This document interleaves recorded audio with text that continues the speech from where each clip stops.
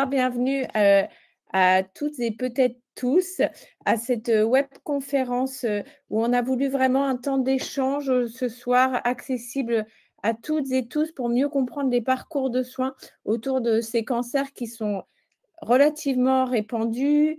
On en entend beaucoup parler et qui sont parfois détectés à un stade localisé, qui vont faire l'objet donc d'une prise en charge assez différente selon les situations personnelles et médicales.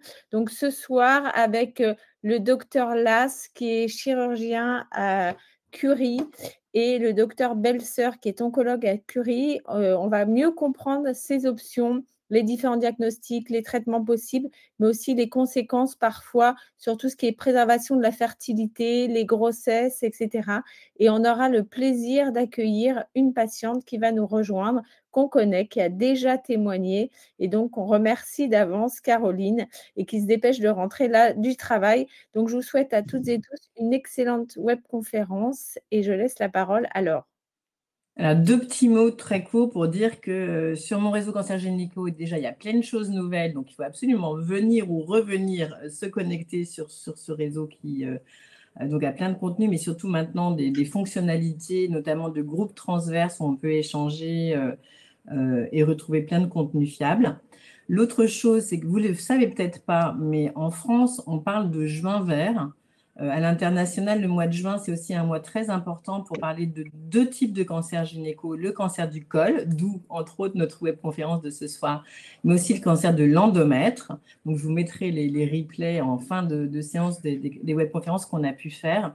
Parce que finalement, on parle de cancer gynéco, mais c'est voilà, différents organes, différentes situations et du coup, on essaye de vous informer.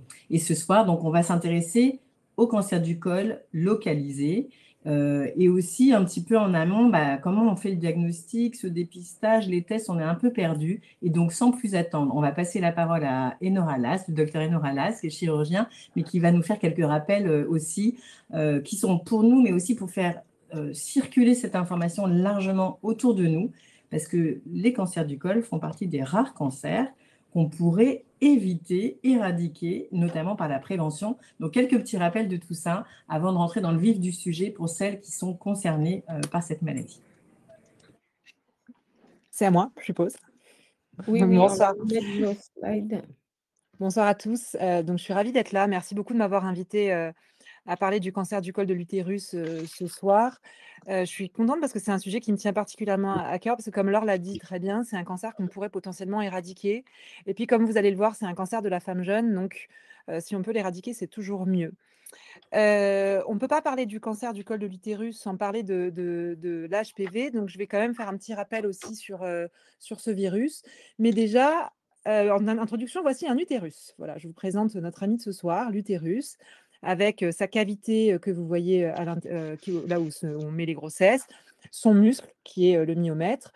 Et il y a deux cancers qu'on peut avoir au niveau de l'utérus. Le cancer du corps de l'utérus, donc de la partie haute, c'est le cancer de l'endomètre, c'est pas ça qui nous intéresse ce soir, et le cancer du col de l'utérus, la partie basse que vous voyez sous le trait bleu, et c'est de ça dont on va parler ce soir.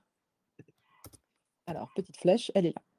Alors, le cancer du col, c'est pas un cancer particulièrement fréquent, hein, c'est beaucoup moins fréquent que le sein par exemple, mais ça reste quand même un cancer qui a 1450 décès par an, avec un âge moyen à 50 ans. C'est extrêmement jeune l'âge moyen. Ça veut dire que, qu'il y a finalement beaucoup de patientes qui ont moins de 50 ans, puisque c'est une moyenne, avec un pic à 40 ans. 40 ans, c'est l'âge où vous êtes mère de jeunes enfants, c'est l'âge où vous avez encore un désir de grossesse, un projet de grossesse, c'est l'âge où on n'a pas envie d'avoir un cancer. Le cancer du col, c'est un cancer donc, de la femme jeune et c'est un cancer évitable de la femme jeune. Donc, c'est un cancer qui, à mon sens, ne devrait plus exister et si on se donne les moyens, on devrait pouvoir y arriver. Alors, on ne peut pas parler de cancer du col sans parler de papillomavirus. On en parle beaucoup, il y a des campagnes de vaccination, puisque le cancer du col de l'utérus, et je vais parler pour moi la spécialité qui m'intéresse, qui est la gynécologie, c'est un cancer qui est, dans 99% des cas, un cancer induit par un virus. D'accord? C'est-à-dire que le papillomavirus donne le cancer du col. Donc, si on éradique le papillomavirus, on éradique le cancer du col.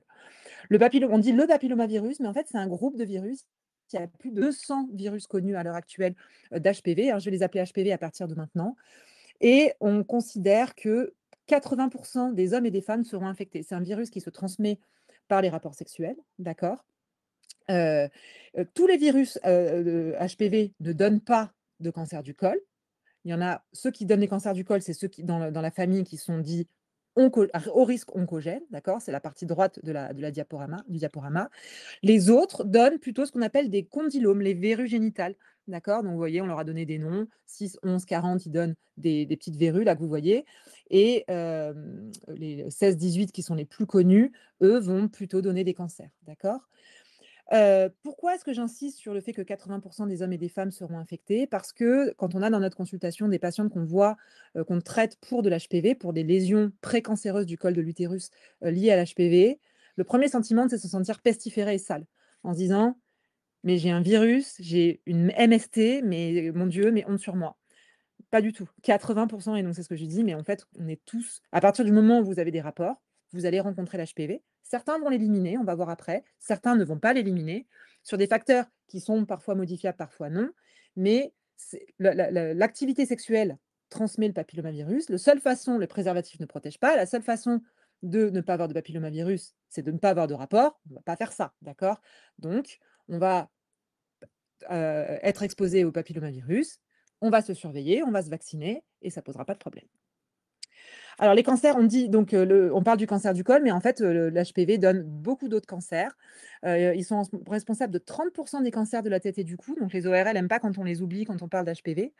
Et nous, en gynéco, on a le col bien entendu, mais on a aussi la vulve et le vagin et comme je vous l'ai dit, presque 100% des cancers du col sont dus à l'HPV et plus de 90% des cancers de l'anus également. Voilà, j'avance. Donc vous voyez l'incidence, donc le nombre de cancers qui apparaissent, n'est pas du tout le même dans les pays. Vous voyez que l'Afrique noire, est particulièrement exposée, aux cancers liés à l'HPV et au cancer du col, d'accord? Donc c'est dans ces régions-là qu'on trouve la plus forte, incidence et prévalence de cancer du col de l'utérus et de cancers graves puisque bien entendu, ils ont, des accès aux soins qui sont moindres par rapport à nous. Alors, comment ça se transmet? J'en ai parlé, brièvement, mais je reviens quand même dessus. Sexuel, bien entendu. C'est l'infection sexuellement transmissible la plus fréquente au monde. Ce que je vous l'ai dit, 80% des femmes vont être exposées au moins une fois. Ça ne veut pas du tout dire qu'elles vont faire un cancer. La plupart vont, éliminer leur virus naturellement parce que le corps est bien fait et qu'on se défend sans avoir aucun problème et les préservatifs, se protègent de façon incomplète. On peut aussi, se contaminer de façon indirecte, d'accord? Des lésions résistent dans le milieu extérieur et on peut attraper des verrues cutanées via, les sols contaminés des piscines, hein. C'est pas un mythe, on peut quand même attraper, ça. Alors voilà, après, on va pas arrêter d'aller à la piscine pour autant et il y a une transmission materno-fétale qui donne, plutôt des papillomatoses laryngées, c'est-à-dire des petites verrues dans les gorges des bébés qui les empêchent de respirer. Mais la plus fréquente, c'est clairement la transmission sexuelle et c'est la plus connue. Alors, ce que j'entends par immunité acquise et clairance, c'est le fait de se débarrasser du virus, c'est-à-dire que vous allez l'attraper, mais en pratique, vous allez l'éliminer comme on élimine, la grippe, comme on élimine un rhume, d'accord? Et dans 90% des cas, notre système immunitaire fait son boulot et il élimine tout seul l'infection. C'est le fait de ne pas réussir à l'éliminer qui va faire que le virus va s'installer dans les cellules de votre col et commencer à les dégrader et à faire, éventuellement un cancer. Alors, qu'est-ce qui fait qu'on l'élimine ou qu'on ne l'élimine pas? Certaines personnes l'éliminent et certaines personnes vont l'éliminer plus difficilement. Donc on appelle les susceptibilités liées à l'autre, c'est-à-dire à vous, le fait que, bah, certains gènes des familles qui l'éliminent plus facilement que d'autres, voilà. L'âge, plus vous êtes jeune et plus vous allez l'éliminer facilement, ça c'est quelque chose sur lequel on ne peut pas jouer, hein, sa génétique et son âge. L'immunodépression, les patientes qui ont un VIH, qui par exemple, le VIH c'est le premier stade du sida, c'est, des patientes qui vont avoir plus de mal à se débarrasser du virus et le tabac et ça c'est le facteur modifiable par essence, d'accord? Vous pouvez pas changer votre âge, vous pouvez pas changer votre susceptibilité génétique. Par contre, à partir du moment où on vous trouve un HPV, je vais vous dire ce qu'on fait quand on trouve un HPV, faut arrêter de fumer, d'accord? Parce que c'est pas logique d'avoir peur, de faire un cancer et de pas la seule chose qu'on peut faire pour ne pas l'avoir, c'est d'arrêter de fumer. Alors c'est pas: «J'arrête de fumer, je vais me débarrasser du virus», mais ça favorise le fait de réussir à s'en débarrasser. Et puis après, il y a des facteurs pareils sur lesquels on ne peut pas jouer, qui sont liés au virus que vous avez attrapé, lequel vous avez attrapé, est-ce que vous en avez attrapé beaucoup, et cetera, et cetera. Donc là, le message essentiel de cette diapo, c'est quand on nous trouve un HPV, il faut arrêter de fumer. Bon, il faut arrêter de fumer dans l'absolu, mais voilà, quand on a, de l'HPV, clairement, il faut arrêter de fumer. Alors, ce qu'on appelle la carcinogénèse, c'est le temps qu'il faut, c'est le développement du cancer. Donc c'est le temps, vous voyez, vous avez vu, il y a une flèche en haut, qui est entre donc semaines, mois, années, décennies, entre le col normal et le cancer. Et vous voyez que c'est entre le moment où vous allez vous infecter par l'HPV, où l'HPV va arriver dans votre corps, va rester, va faire son nid, va s'installer dans vos cellules, va commencer à la dégrader, et le moment où vous allez avoir un cancer, il se passe des dizaines d'années. Alors peut-être pas des dizaines d'années, mais en tout cas des années, d'accord? Il se passe des années. Donc ça veut dire, et pendant toute cette partie dans tout ce temps-là, vous pouvez éliminer le virus, d'accord? Donc arrêtez de fumer pour favoriser les choses. Donc ce que c'est que quand on vous dépiste un HPV, si on vous dépiste un HPV et que le col est normal encore, il n'y a pas péril en la demeure. On a encore le temps, largement le temps de faire des choses entre le moment, et c'est pas, voilà, il faut pas traiter dans la semaine. Entre le moment où on vous trouve un HPV et le moment où vous allez développer un cancer, si on fait rien, il se passe plusieurs années, et c'est plutôt intéressant. Alors, la vaccination, je n'ai pas le temps d'insister, et pourtant, je pourrais passer 20 minutes à ne parler que de ça. La vaccination maintenant contre l'HPV existe, on en reparlera si ça vous intéresse. On vaccine les jeunes filles entre 11 et 14 ans, elles sont dans le calendrier vaccinal. Il faut vacciner selon ce calendrier-là, parce que c'est la période où on est le plus immunogène, on est le plus sensible à la vaccination. Et d'ailleurs, on demande 2 doses entre 11 et 14, alors que entre le rattrapage 15-19, il est à 3 doses. Et plus jeune vous vaccinez, plus on acquiert une immunité pour se débarrasser du virus. D'accord? Donc, on vaccine contre l'HPV justement pour éviter les cancers du col. Le fait de se vacciner n'évite pas de dépister, puisque vous avez vu, il y a 200 HPV. Alors, tous ne sont pas oncogènes, mais dans le vaccin, ça protège contre 9 de ces 200 virus. Donc, évidemment, ça ne protège pas contre tous. Les 9 les plus fréquents en Europe, bien entendu, mais ce n'est pas tous. Et donc, qui est-ce qu'on dépiste? Qui est-ce qu'on va dépister contre le cancer du col? On va dépister, donc ça, c'est les dernières recommandations. On dépiste les patientes entre 25 et 65 ans. J'ai mis asymptomatiques, ça veut dire qu'ils n'ont évidemment pas de symptômes. C'est sûr que si vous avez une grosse masse sur l'utérus, là, c'est plus du dépistage, hein, ça devient du diagnostic. Donc, on dépiste de 2 façons différentes. Les patientes avant 30 ans, on leur fait encore des frottis, alors que maintenant, les recommandations ont changé. À partir de 30 ans, on dépiste grâce à ce qu'on appelle le test HPV, qui n'est pas la même chose que la vaccination HPV. C'est un test qui détecte le virus, tout simplement.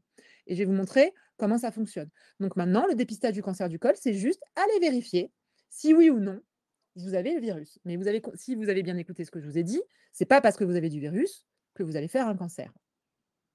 Alors, je continue, pardon. Voilà.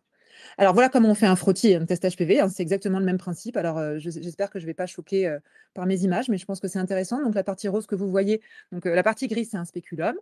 La partie rose, c'est le col de l'utérus, et vous avez une petite brosse que vous rentrez à l'intérieur du col, et après vous mettez la brosse dans un petit pot et vous envoyez le pot au laboratoire. Voilà, donc c'est ça qu'on fait quand on vous fait un frottis, et le test HPV, c'est exactement le même principe, c'est le même pot. Alors, maintenant, je vais revenir sur des questions qu'on me pose extrêmement souvent. C'est: qu'est-ce qu'on fait quand son frottis ou son test HPV est positif? Généralement, quand le test HPV est positif, on arrive dans ma consultation en énorme panique, en se disant: j'ai une bombe à retardement dans le vagin, je vais mourir dans d'atroces souffrances. Ce n'est pas du tout le cas, d'accord? Le fait d'avoir un HPV positif ne veut rien dire du tout, veut juste dire qu'il faut qu'on aille un peu au-delà des choses. Parce que, comme vous l'avez montré, on peut très bien s'en débarrasser sans qu'il ne se passe rien. Donc, le test HPV vous dit quoi? Que vous avez un virus qui, potentiellement, peut un jour vous donner un cancer. Mais ça ne veut pas du tout dire que vous avez un cancer, ça veut dire qu'il faut chercher s'il a créé des lésions, et ça, c'est le frottis. Donc à partir du moment où vous avez un HPV qui est positif, on va aller vérifier si cet HPV a fait des dégâts dans votre corps et vous a mis a commencé à dégrader vos cellules. Si le frottis montre des cellules anormales, ça ne veut pas non plus dire que vous avez un cancer, ça veut dire peut-être que vous avez une lésion précancéreuse, et tout le but du dépistage, ça n'est pas de dépister des cancers, c'est de dépister des lésions de dégradation de vos cellules du col avant qu'elles ne deviennent cancéreuses. Et ça, pour préciser un petit peu où on en est, à quel niveau on en est, on fait ce qu'on appelle une colposcopie et on fait des biopsies. Une colposcopie, c'est quoi? C'est un examen qu'on fait avec une loupe. Donc, vous avez à gauche un colposcope. Donc, c'est une grosse loupe. Et vous avez, voilà, on met des colorants de ce qu'on appelle l'acide acétique du Lugol. Donc, on met plein de colorants qui vont, vous voyez, un col qui paraît normal. Et on est obligé de mettre des colorants parce que c'est des choses qui ne se voient pas à l'œil nu parce que ce n'est pas des cancers. C'est des lésions précancéreuses. C'est le virus qui commence à faire parler de lui dans les cellules du col. Et si on s'en rend compte suffisamment précocement, on peut traiter ces lésions avant qu'elles ne deviennent cancéreuses. J'espère que c'est clair ce que j'explique. Et vous voyez, maintenant, qu'est-ce que ça fait? Si vous avez, on vous teste l'HPV, on le cherche dans votre vagin et il n'y en a pas, vous êtes tranquille pour 5 ans. Ça veut dire qu'il ne faut pas aller faire son test HPV tous les ans, ça ne sert à rien. Si vous avez un test HPV négatif, vous êtes tranquille pour 5 ans, il faut le refaire dans 5 ans. Il ne faut juste pas oublier d'y retourner. L'avantage, c'est qu'on est tranquille. L'inconvénient, c'est qu'au bout de 5 ans, on a un peu perdu le fil de son suivi. Pour ça, il faut quand même continuer à avoir son gynéco tous les ans. Et normalement, c'est lui qui garde le compte. Si vous avez un test HPV positif et que votre frottis montre des lésions, c'est ce que je vous dis, il faut aller explorer, faire des biopsies, essayer de voir un peu ce qui se passe. Par contre, si votre test HPV est positif, c'est-à-dire que vous avez un virus, mais qu'il n'y a pas de lésion, il faut juste surveiller. Et dans ces cas-là, on contrôle à 1 an. D'accord? Donc, 5 ans pour un test négatif et plutôt 1 an pour un test positif sans lésion. Et puis parfois, donc là, je parlais vraiment, là pour l'instant, j'étais vraiment sur du dépistage, sur la façon dont on peut dépister les lésions et les cancers avant qu'ils ne soient symptomatiques. Mais parfois, on peut aussi avoir des symptômes qui peuvent être le mode d'entrée dans la maladie, le point d'appel. Et ce qu'on appelle le symptôme le plus fréquent, c'est les saignements pendant les rapports. Puisque le col, c'est un organe qui est dans le vagin, quelque chose qu'on voit. Vous avez vu, je vous ai montré, on peut mettre une petite brosse, on le voit directement avec un spéculum. Donc, vous imaginez bien, si vous avez un rapport vaginal pénétrant, ça peut taper sur une lésion un peu friable au niveau du col et ça fait saigner. Quand vous avez des saignements pendant les rapports, je vais commencer par ma phrase de la dernière, c'est la plupart du temps, ça n'est pas un cancer. Attention, d'accord? C'est pas là, je veux pas que les patientes qui vont m'écouter ce soir vont avoir un rapport, se mettre à saigner, dire: «Docteur là, ça a dit que j'avais un cancer». Pas du tout. La plupart du temps, les saignements pendant les rapports, c'est rien du tout. C'est des ectropions, des petites irritations, c'est rien. Mais il faut quand même consulter, surtout si votre votre test HPV n'est pas à jour, pour un examen. Et on entend trop souvent en consultation, quand on voit des patientes avec des cancers du col, des patientes qui saignaient depuis 2 mois, 3 mois et à qui on a dit: «Non, on ne m'a pas examinée parce que je saignais». C'est inaudible ça, je ne peux pas entendre ça, d'accord? On peut faire un examen gynéco quand on saigne et au contraire, quand on saigne, il faut faire un examen gynéco pour voir si c'est pas le col. Donc si on vous dit: «Parce que vous saignez, non, je ne vais pas vous examiner parce que vous saignez», vous changez, d'accord? Et vous allez vous faire examiner par quelqu'un qui vérifiera que votre col n'a pas de problème. Et après, OK, très bien, votre col est normal, les saignements sont dus à autre chose, très bien. Mais il faut quand même vérifier. Alors maintenant, je suis passée sur les lésions précancéreuses. On va quand même rentrer dans le vif du sujet, ce sur quoi pourquoi on m'a invité ce soir. C'est on a trouvé un petit cancer du col localisé, donc un stade débutant, et je reviendrai sur les stades débutants. Que faire? Déjà, pour savoir si c'est un petit cancer du col débutant, il faut évaluer sa taille, d'accord? Puisque petit, c'est une taille. Donc ça se voit à l'examen, d'accord? Parce qu'en examinant, en regardant et en touchant avec nos doigts par un toucher vaginal, on arrive à évaluer, puisque le col est un organe qui se voit et qui se sent par le vagin, on peut évaluer sa taille. Et puis l'IRM est un excellent examen pour ça. Et puis ensuite, en fonction de sa taille, en fonction de plein de paramètres, on va évaluer la diffusion potentielle comme tous les cancers. C'est est-ce qu'il est localisé à l'organe, c'est-à-dire le col, ou est-ce qu'il a commencé à envoyer des cellules autour de lui, en particulier aux ganglions, aux autres organes. Et ça, l'IRM le voit déjà un petit peu, donc la même IRM que celle que vous avez fait pour évaluer sa taille. Et puis en fonction des cas, on peut demander un TEP scanner, en fonction des cas. D'accord? Donc, ne dites pas: «Ah maman, on m'a pas fait de TEP». Oui, c'est peut-être parce que vous en aviez pas besoin. D'accord? Donc l'IRM, elle est indispensable quand on a un cancer. Par contre, la TEP, c'est en fonction des cas. Alors, je parle très vite de stade de cancer du col parce que c'est pas du tout le topic ce soir, mais grosso modo, on a 3 étapes dans le cancer du col. On a ceux qui sont invisibles à l'œil nu, c'est-à-dire qui sont encore au stade de cellules qui sont en train de dégénérer, et ça, c'est ceux qu'on trouve à la biopsie, par hasard quand on fait la colposcopie. Et ensuite, après, il y a ceux qui commencent à être visibles à l'œil nu, et là, il y a une seule chose à savoir, c'est est-ce qu'il fait plus ou moins que 4 centimètres. S'il fait moins de 4 centimètres, c'est notre sujet de ce soir. C'est les cancers du col localisés et la chirurgie, et c'est pour ça qu'on m'a invité. S'ils font plus de 4 centimètres, on sort du sujet de ce soir. C'est des cancers localement avancés, c'est la radiothérapie, et Audrey Belleseur, voilà, qui est là parmi nous ce soir, qui vous en parlera. Alors, on a plusieurs façons. Une fois qu'on a un col localisé, donc moins de 4 centimètres, on a plusieurs façons de le traiter qui va dépendre principalement de sa taille et principalement de sa taille. Quand ils sont encore vraiment tout petits, on peut faire encore des ablations partielles du col, c'est ce qu'on appelle une conisation. Vous voyez, une conisation, c'est cette espèce de râpe que vous voyez à gauche de l'écran, qui est très très chaude et qui va permettre de râper et d'enlever comme ça la partie superficielle du col. Et c'est le traitement des tout petits cancers microscopiques qu'on ne voit pas à l'œil nu et aussi des lésions précancéreuses. C'est la même chose, on s'en sert pour les lésions précancéreuses et pour les petits cancers débutants. Vous voyez pourquoi on appelle ça une conisation? Parce que c'est un cône, parce qu'en pratique, on doit remonter un peu dans le col pour être sûr d'avoir pris un petit peu en profondeur. C'est une intervention où on peut très bien être enceinte. C'est typiquement un un traitement qui préserve la fertilité des patientes. On peut très bien être enceinte après une conisation. Alors, il y a un tout petit risque majoré d'accouchement prématuré qui va dépendre principalement de la taille du cône, de ce qu'on a retiré, d'accord? Mais on peut parfaitement être enceinte après une conisation.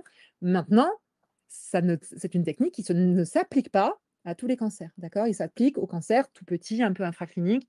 Dès que ça commence à se voir à l'œil nu, la conisation, théoriquement, n'est plus adaptée, mais on y reviendra. Sinon, le deuxième traitement du cancer du col, c'est l'ablation de l'utérus, qu'on appelle l'hystérectomie. Mais attention, c'est une hystérectomie qui est un petit peu particulière. C'est ce qu'on appelle une colpo-hystérectomie élargie. Alors, c'est des mots un peu barbares, mais ce que ça veut dire, c'est que quand vous enlevez un cancer, ça c'est une règle générale pour la cancérologie, c'est que vous n'enlevez jamais l'organe lui-même, rasibus. Vous enlevez, on prend toujours des marges de sécurité autour des cancers pour être sûr que ça n'a pas bavé sur les côtés et on est bien large et qu'on a bien retiré les choses proprement. Et quels sont, donc vous voyez à gauche, vous voyez, je ne sais pas si on voit ma flèche, mais en fait, en gros, vous voyez le col. Et c'est quoi les marges de sécurité pour le col? Et ben, c'est un petit morceau de vagin, d'accord? Et c'est ce qu'on appelle colpo. Colpo, c'est un faux ami, ça ne veut pas du tout dire col, ça veut dire vagin. Donc on enlève un petit morceau de vagin, mais pas un très gros, hein, un petit morceau de vagin. Ça vous laisse suffisamment de vagin après pour avoir des rapports. En plus, le vagin, c'est assez élastique, donc il n'y a pas de problème. On enlève un petit morceau de vagin et on enlève ce que vous voyez ici qui s'appelle les paramètres, puisque ce sont les marges de sécurité, vous voyez. Donc c'est pas une hystérectomie classique, puisque dans une hystérectomie classique, on n'enlève pas du tout de vagin et on n'enlève pas du tout les paramètres. On coupe ici. On voit ma flèche là, si quelqu'un peut me faire. Non. Ah. Donc on coupe vraiment ras, en gros, on coupe vraiment ras l'utérus, alors que dans une colpohystérectomie, on enlève un morceau de vagin, on enlève un morceau de paramètre.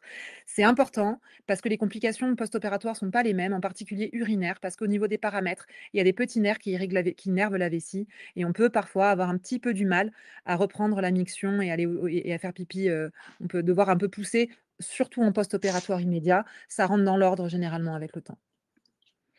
Alors, pour les gens les plus avisés d'entre vous, vous avez probablement entendu parler de ce que c'est la célioscopie. Je vais y venir très rapidement, mais je pense que c'était important qu'on en parle ce soir. La plupart des hystérectomies en France aujourd'hui se font par la caméra, la célioscopie, c'est-à-dire qu'on vous met une caméra dans le nombril, d'accord? On gonfle le ventre avec du gaz, on décroche l'utérus avec les pinces et une caméra et on le sort comme un accouchement. Et cette technique-là, je vais passer très vite, mais ne doit plus être utilisée, sauf cas particuliers sur lesquels je ne reviendrai pas après préconisation, etc., ne devrait plus être utilisée pour faire dans le cancer du col, parce que ça a été montré, vous voyez, c'est la courbe bleue que vous voyez, qu'il y avait plus de récidives chez les patientes qui étaient opérées avec une caméra, d'accord? Et donc aujourd'hui, quand on opère quelqu'un d'un cancer du col de l'utérus et qu'on lui enlève l'utérus, il faut ouvrir le ventre, d'accord? Sauf cas particulier, il faut ouvrir le ventre parce que c'est moins dangereux et ça diminue le risque de récidive. Une autre chose, c'est que quand vous avez un cancer, en général, il faut vérifier que la maladie ne s'est pas diffusée dans les ganglions. Et pour le cancer du col, on commence à venir aux ganglions sentinelles. Ça, c'est quelque chose qu'on connaît bien. C'est-à-dire que maintenant, vous voyez, les ganglions, c'est tous les petits points verts que vous voyez le long des vaisseaux de l'aorte et de la veine cave. Et avant, quand on enlevait tous les ganglions, et ça, c'était un peu pénible parce que ça donnait des grosses jambes, etc., et puis des pesanteurs. Aujourd'hui, on peut se permettre de n'enlever que le premier ganglion de la chaîne ganglionnaire pour vérifier qu'il n'est pas atteint, puisque la maladie passe forcément d'abord par lui avant d'aller plus loin. Et donc, si lui n'est pas malade, ça veut dire que les autres ganglions derrière ne le sont pas non plus. Et pour ça, vous voyez, on utilise des colorants verts fluo pendant les opérations qui vont aller colorier les ganglions en vert et nous permettre de trouver le ganglion qu'on va devoir retirer. Donc c'est assez joli, bloc opératoire. J'espère que c'est des photos qui ne sont pas trop choquantes. Normalement, j'ai choisi des choses où on voit pas trop, on voit pas trop. Voilà. Alors, quel impact de tous ces traitements sur la fertilité et peut-on la préserver? Eh bien, c'est un cancer de l'utérus. Donc théoriquement, c'est un cancer qui stérilise, d'accord? Il faut retirer l'utérus. Le meilleur traitement du cancer du col, la plupart du temps, c'est de retirer l'utérus et donc bien entendu, les mœurs actuellement, il n'y a pas de justice parce que vous avez pas d'ovocytes, vous n'avez pas de spermatozoïdes, mais vous pouvez faire un double don et être enceinte parce que vous avez votre utérus. Mais si vous n'avez plus d'utérus, alors que vous avez encore vos ovaires et votre mari, votre compagnon a encore du sperme, vous ne pouvez pas être enceinte en France en 2025. Les mères porteuses ne sont pas possibles. Donc ça, si on vous enlève l'utérus, vous ne serez pas enceinte, vous n'aurez pas d'enfant par vous-même. On peut pas faire des mères porteuses à l'étranger parce qu'on ne peut pas sortir ses ovocytes de France non plus. Donc ça veut dire que si vous voulez être enceinte, il faut qu'on vous préserve l'utérus. Donc, dans certains cas, on peut faire juste une conisation. Dans des cas où les cancers sont très localisés, très superficiels, on peut faire juste l'ablation partielle du col ou la trachélectomie. Je me dis méconisation, mais je ne rentre pas dans les détails sur les petits cancers. La préservation des ovaires est tout à fait possible dans les cols localisés. Donc, ça, c'est très bien. On garde les ovaires. Et puis, dès que le cancer, normalement, devient plus gros, c'est plus possible. On est censé ne pas préserver la fertilité. On est censé enlever l'utérus. La chimiothérapie, peut-être qu'Audrey en parlera. On peut, dans certains cas de patients très jeunes, faire une chimiothérapie pour diminuer le volume de la tumeur et ensuite faire une conisation. Ce n'est pas un cancer qui est très, très chimiosensible, le cancer du col, d'accord? Donc ça veut dire qu'il faut surveiller ces patientes-là comme le lait sur le feu. On les examine hyper souvent pour vérifier que la chimiothérapie fonctionne et qu'on n'est pas en train de faire n'importe quoi. Et si ça ne marche pas, on arrête les frais, on a l'utérus. Mais voilà, c'est une technique qu'on peut potentiellement utiliser dans certains cas très, très sélectionnés pour essayer de garder la fertilité chez certaines patientes. Voilà, c'est du cas par cas. Je ne pourrais pas répondre voilà, à chaque est-ce que moi on peut me retirer, est-ce que moi on va pouvoir me garder l'utérus, je ne sais pas. C'est vraiment du cas par cas et théoriquement, normalement, c'est voilà, l'hystérectomie est la technique de référence dans les cancers du col qui est, je vous rappelle, un cancer de la femme jeune avec un pic à 40 ans. D'où l'importance du dépistage pour dépister les lésions quand elles sont encore précancéreuses et accessibles à une conisation, et d'où l'importance de la vaccination. Je vous parle très rapidement de transposition ovarienne parce que ça, je trouvais ça rigolo et de connaître ce mot un petit peu. Quand on a besoin de faire de la radiothérapie et que la radiothérapie va brûler les ovaires et les rendre non fonctionnels, on peut en chirurgie prendre les ovaires et vous les fixer très haut sous le foie pour qu'ils sortent des champs de radiothérapie.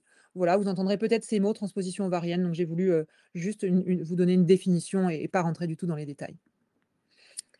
Alors, je reviens, il y a plein de courbes, mais en gros, ce que ça veut dire, c'est que le schéma en haut à gauche, c'est le nombre de cancers du col opérés par centre entre 2013 et 2020. Et vous voyez que la plupart des centres, alors là, c'est très très petit, mais opèrent très peu de cancers du col, voire un par an. Ça n'est pas possible, d'accord? La colpohystérectomie élargie, c'est une intervention qui est compliquée, et puis surtout pour poser l'indication, est-ce qu'on peut garder votre utérus, est-ce qu'on ne peut pas? Est-ce qu'il faut l'élargir, est-ce qu'il ne faut pas? Eh ben, il faut des gens qui ont l'habitude. Le cancer du col, ce n'est pas un cancer du sein, hein, ce n'est pas hyper fréquent. Donc, il faut vraiment centraliser absolument les cas. C'est essentiel.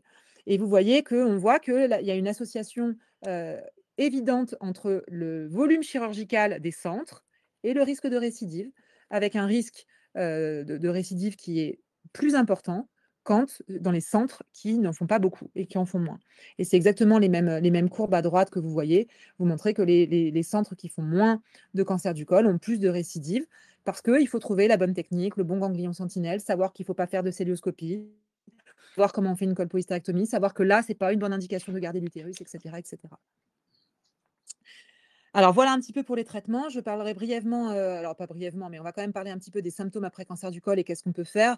La stérilité, bien entendu, hein, quand on a eu un cancer du col, et la radiothérapie pour les patientes à qui on n'enlève pas l'utérus, mais qu'on irradie, elles ont l'impression que super, on leur a laissé l'utérus, mais en fait, la radiothérapie va stériliser l'utérus et on n'est pas enceinte après de la radiothérapie de l'utérus.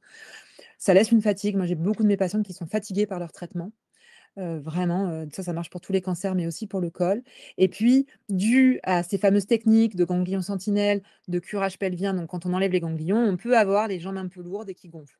Donc ça, c'est les symptômes du cancer du col localisé. C'est les 3 symptômes principaux. Alors les 3 symptômes sur 4, puisque pour moi, le principal, c'est la sexualité après cancer du col, d'accord? Qui est un sujet majeur, et qui est évoqué, voilà. Ça peut être la sexualité après cancer du col, elle peut être perturbée de plein de manières. Bah, déjà la ménopause précoce, si on a dû vous enlever les ovaires, alors c'est pas toujours le cas, mais ça peut arriver. Sécheresse vaginale, si on vous a enlevé les ovaires et si vous avez eu de la curithérapie, Audrey va vous en reparler. Les bouffées de chaleur de la même façon, quand on a enlevé les ovaires. Et puis rétrécissement ou raccourcissement vaginal, quand on a enlevé, une petite collerette de col comme je vous ai montré. Le plus important, c'est d'en parler. Nous, on essaye bien entendu d'en parler à toutes nos consultations, d'aborder en disant: «Et la sexualité, les rapports, comment ça se passe? Est-ce que vous voulez qu'on en parle?» Certaines patientes sont très contentes qu'on aborde le sujet parce qu'elles n'auraient pas osé en parler elles-mêmes. Il faut savoir que on commence à évoluer sur la sexualité après cancer du col et avoir des solutions. Et la plupart des gynécos n'en parlent pas parce qu'ils ont peur et que c'est un sujet tabou, hein. Les gynécologues, ils ont peur de pas grand-chose en pratique, mais juste parce qu'en fait, ils n'ont pas forcément de solution à vous apporter. Et donc c'est très, très, très, très, frustrant pour un médecin de ne pas avoir de solution à apporter à sa patiente. Donc maintenant, on a des consultations, on développe énormément de consultations de sexologie, spécialisées, et ça nous laisse des portes de sortie qui sont fabuleuses pour les patientes en disant: «On en parle», et soit on a des solutions à apporter, soit on les envoie en consultation de sexo avec des gens qui sont formés pour ça et qui auront, elles, les solutions que nous, on n'a pas. En pratique, ben, on a quand même des solutions. Pour la sécheresse vaginale, il y a tous les lubrifiants à l'eau, les crèmes aux oestrogènes, c'est des cancers qui ne sont pas hormonaux, donc pour lesquels on peut tout à fait donner, un traitement hormonal de la ménopause, et même des traitements, hormonaux comme des crèmes aux oestrogènes. Le laser CO2, le laser YAG, c'est difficile de vous dire si ça fonctionne très bien. Il y a des études qui sont en cours. Moi, je demande à toutes mes patientes, il y en a qui sont contentes, il y en a qui me disent que ça va pas changer grand-chose. En gros, ça favorise la lubrification parce qu'en fait, ça irrite la muqueuse et donc le vagin se met à produire, à lubrifier, lubrifier, lubrifier, et ça améliore pas mal. Et puis, vous avez aussi les injections d'acide hyaluronique, qu'on peut faire, pour améliorer un peu l'élasticité du vagin. Et ça, j'ai l'impression que c'est un peu prometteur. Dans les derniers congrès de sexo, ils avaient l'air assez enthousiastes et j'en attends personnellement beaucoup pour mes patients. Pour les patientes qui ont vraiment le vagin qui est très rétréci, comme je vous ai dit, le vagin, l'avantage, c'est que c'est, très élastique, et quand ça n'a pas été irradié, on peut tout à fait regagner de la longueur, et pour ça, on utilise ce qu'on appelle des dilatateurs, c'est-à-dire d'espèces de grosses bougies qu'on va, rentrer comme ça, dans le vagin, de façon progressive, des tailles de plus en plus grosses. C'est la patiente qui va le faire elle-même, donc il faut qu'on lui apprenne, qu'on soit là pour la première introduction, et cetera, et jour après jour, pas après pas, le vagin va se redilater. Pour les symptômes de la ménopause, eh ben, il y a, comme je vous ai dit, on peut très bien, dans certains cancers, donner des traitements hormonaux. Donc ça, c'est moins un problème que dans le sein, par exemple. Et puis, bah, ce qu'on dit beaucoup à nos patientes, c'est que bah, la sexualité va être différente. Mais différente ne veut pas forcément dire moins bien, elle va juste être différente. Il faut faire un petit peu le deuil de son ancienne sexualité et la réinventer. Ce qu'on dit, c'est que le plus important, c'est de reprendre l'activité sexuelle parce que, en pratique, il n'y a rien de mieux que la pénétration vaginale pour la lubrification. Et donc, bah, c'est sûr que quand ça fait mal, bah, on va pas avoir envie de reprendre. Donc il faut qu'on vous aide à reprendre, l'activité sexuelle, mais il va falloir de toute façon passer par une étape de reprise. Donc il faut être accompagné de façon psychologique. Il y a des groupes de parole de patientes, s'échanger les symptômes, voilà, s'échanger les conseils, et voilà, et ça, c'est, quelque chose qu'on dit aussi beaucoup en consultation qui est, bah, finalement, la pénétration vaginale n'est pas la seule source de plaisir, et donc il faut, voilà, si ça passe pas, par le vagin, si c'est trop douloureux, trop psychologiquement difficile, parce que quand on a eu un cancer qui a été traité à même le vagin, ben, ça peut être difficile de retourner dans cette zone-là. Il y a, bah, voilà, une appréhension. Est-ce que ça peut favoriser ma récidive? Est-ce que ça va me faire saigner? Parce que parfois ça a été ça le symptôme d'appel, et donc si vous vous remettez à saigner juste parce que vous êtes irrité, ben, en fait, c'est une espèce de grosse bouffée d'angoisse, de retour en arrière, de tout ce que ça m'a de tout ce que vous avez vécu, et donc bah, faut pas s'acharner, quoi. Il y a d'autres manières, d'avoir une sexualité épanouie, et la pénétration vaginale n'est pas la seule, source de plaisir. C'est pas, voilà, on peut abandonner la pénétration vaginale complètement et trouver d'autres façons, d'avoir une sexualité épanouie. Voilà. Je crois que c'est fini. Je vous remercie de votre attention. Je n'insisterai jamais assez sur le fait qu'il faut vacciner les enfants. Il y a des campagnes dans les collèges, une grande réticence en France sur la vaccination en général et sur l'HPV en particulier, parce que c'est une maladie sexuellement transmissible et que non, mon enfant à moi, il n'ira pas avoir de rapport sexuel, donc je vois pas pourquoi je le vaccinerais. Filles et garçons, bien entendu. voilà, c'est pas entendable. Moi, quand j'ai des patientes de 20, parce que j'en ai 30 ans dans ma consultation et qui n'étaient pas vaccinées, je trouve ça vraiment dommage. Voilà, donc vaccinez-vous, vaccinez vos proches et puis ce sera le mot de la fin. Je vous remercie de votre attention. Merci beaucoup, c'était vraiment très, très intéressant. Alors, on propose de prendre peut-être 2-3 questions, parce qu'on a beaucoup de très intéressantes. Et puis après, on passera la parole à Audrey Belser, puis à Caroline qui est arrivée, qui nous écoute et qui pourra témoigner de son parcours personnel et aussi, j'allais dire, échanger et donner sa perspective aussi par rapport à toutes les informations reçues ce soir. Alors, vous l'avez souligné au début de votre présentation, docteur Lass, donc les HPV, c'est cancer du col, mais pas que. Et donc, première question de patiente, finalement, si j'ai eu un cancer du col ou si j'ai un test positif, etc., est-ce qu'il y a aussi une surveillance, même dans le futur, pour les autres cancers dont vous avez parlé, c'est-à-dire au niveau ORL, au niveau anus? Est-ce que c'est quelque chose qui est, j'allais dire, systématique, ou est-ce qu'il faut que la patiente y pense? Ouais, non, pas du tout. Alors, c'est pas du tout systématique. Il y a beaucoup de patientes qui nous demandent quoi faire pour leur partenaire, en Oui. disant: «Est-ce que mon partenaire doit se faire, dépister?»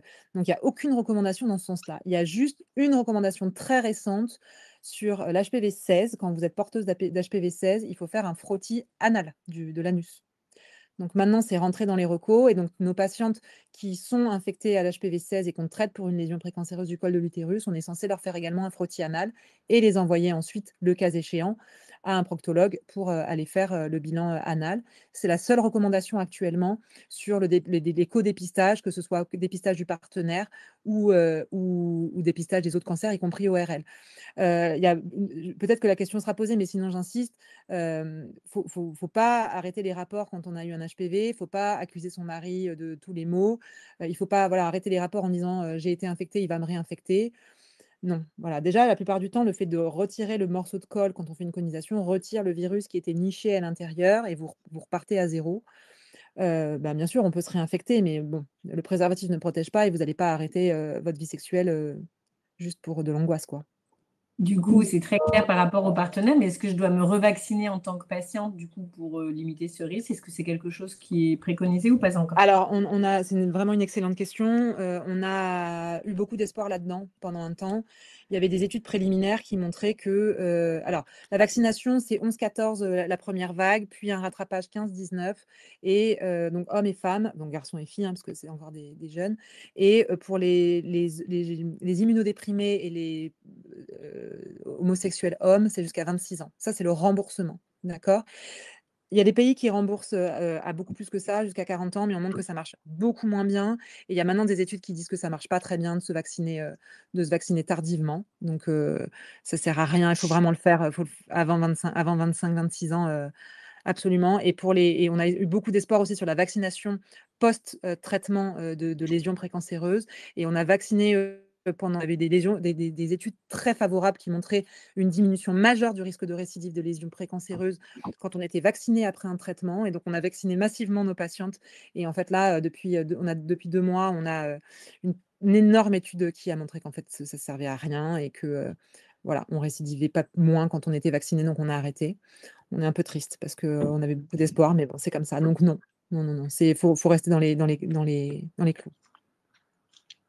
Merci beaucoup. Alors, merci pour, la clarté, merci pour la transparence et le non tabou que nous, on aime bien, avec Laure.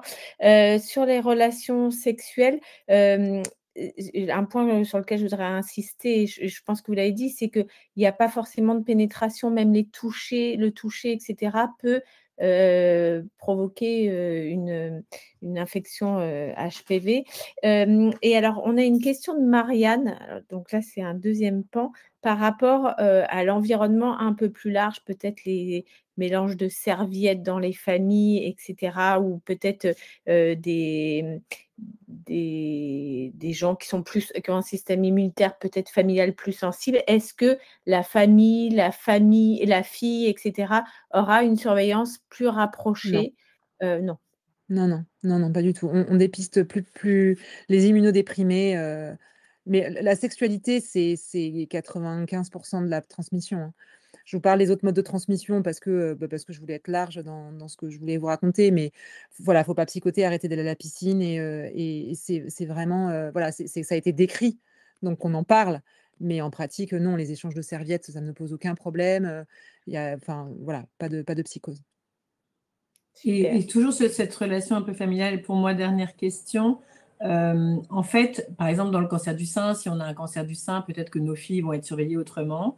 Ouais. Si j'ai un cancer donc lié ou un virus, si j'ai un cancer du col, on est d'accord que finalement, il n'y a pas forcément de susceptibilité familiale, ça Non, n'a rien à voir. Donc jamais les enfants recommandent. génétique le col. Voilà, ça, c'est Voilà, très jamais clair. génétique.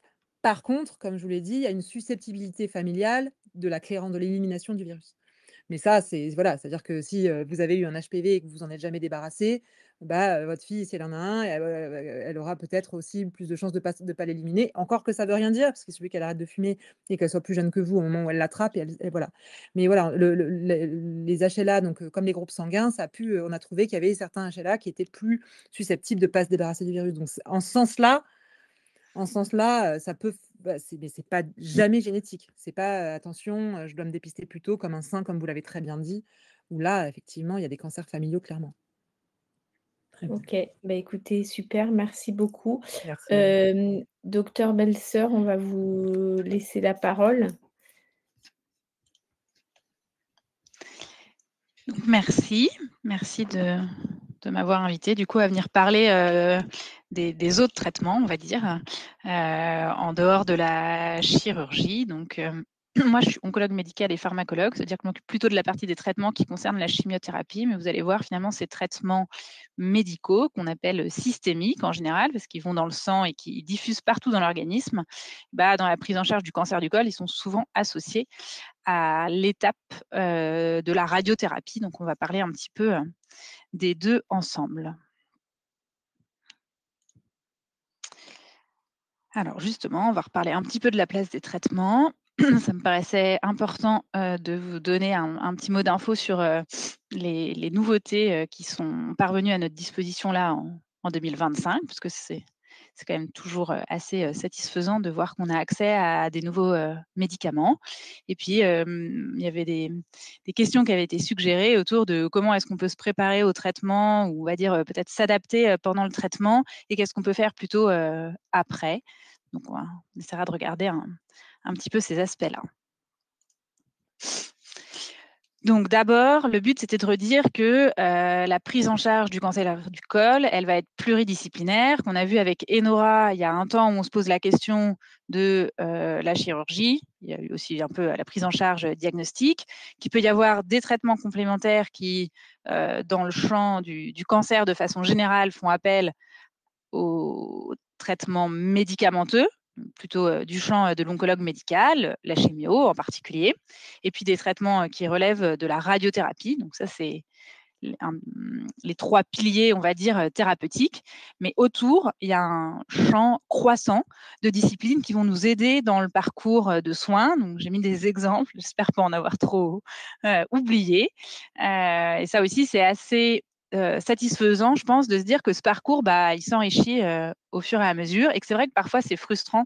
Nora l'a dit tout à l'heure, il y a des questions qu'on n'aime pas poser parce que si on n'a pas une solution à apporter, en fait, c'est pas très, c'est pas très agréable et puis, on n'a sans doute pas l'impression de vraiment rendre service, même si pour autant je pense que parfois c'est important d'avoir mis des mots dessus.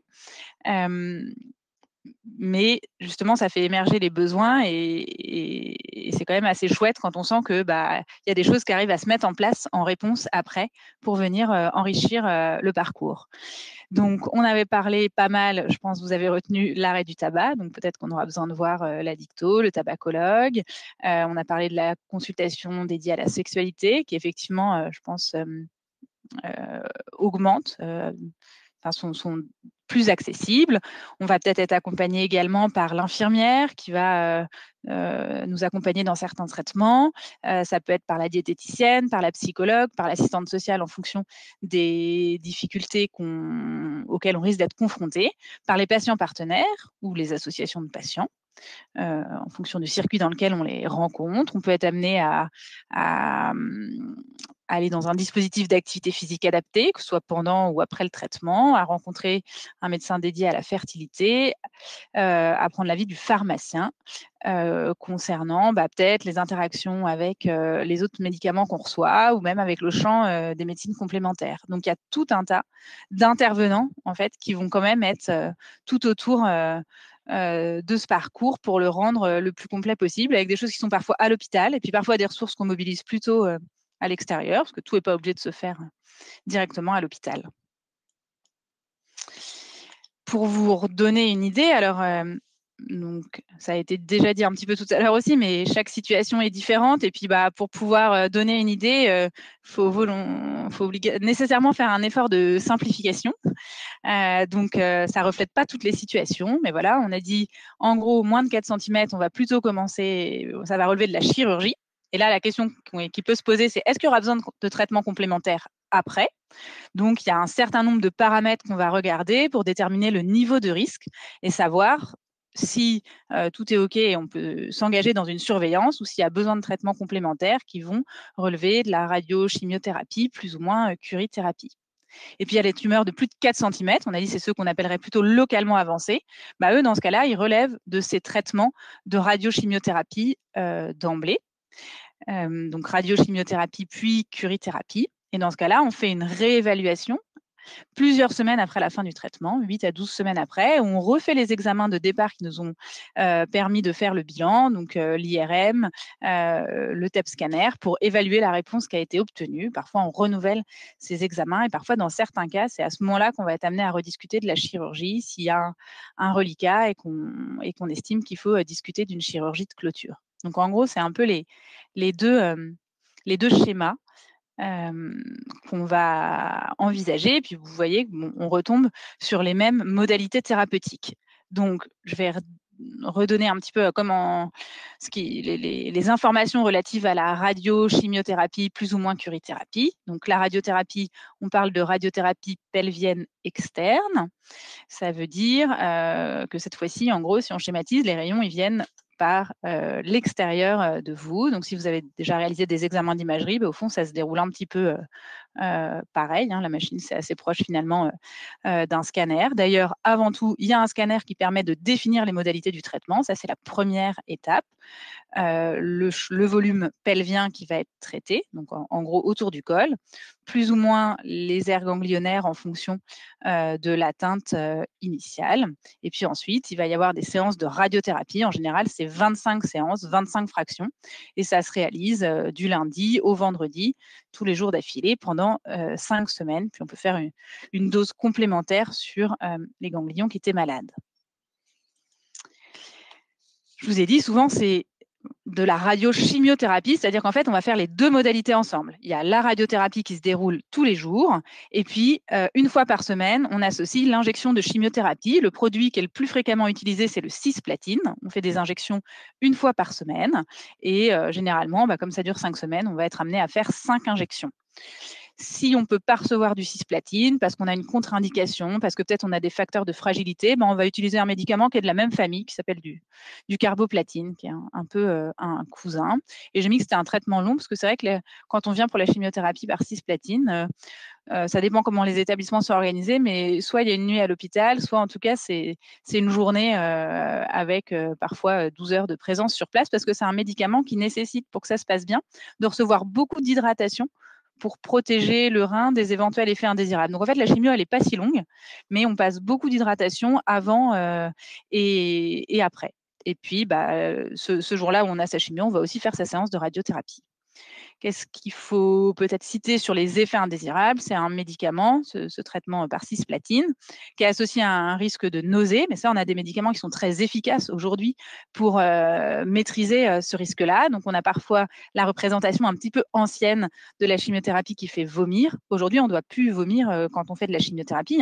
Les médicaments anti-nausées, ils se sont développés de façon incroyable et quand même aujourd'hui, c'est très efficace. Donc franchement, on ne doit pas vomir et s'il persiste des nausées, il ne faut pas hésiter à le dire parce que peut-être qu'on a encore un médicament qu'on peut ajouter pour essayer que ce soit plus confortable. C'est un médicament qui peut donner de la toxicité auditive. Donc, c'est pour ça que vous voyez dans le bilan préthérapeutique, en dessous, j'ai mis que dans un certain nombre de cas, on va bien aimer faire un audiogramme avant de commencer.